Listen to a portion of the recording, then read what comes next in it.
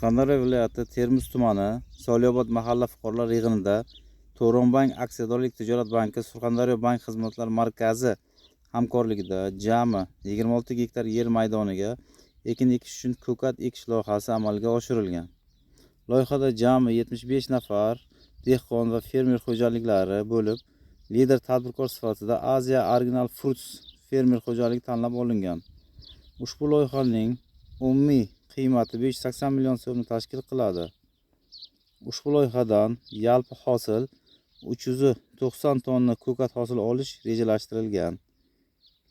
Hozirda mahsulotimiz yig'ib olish jarayonida bo'lib, oy yakuniga qadar to'liq yig'ishtirib olinadi. O'rtacha har bir dehqon fermer xo'jaliklarining ko'kat hosilidan olinadigan sof foydasi qariyb 20-25 million so'mni tashkil etmoqda.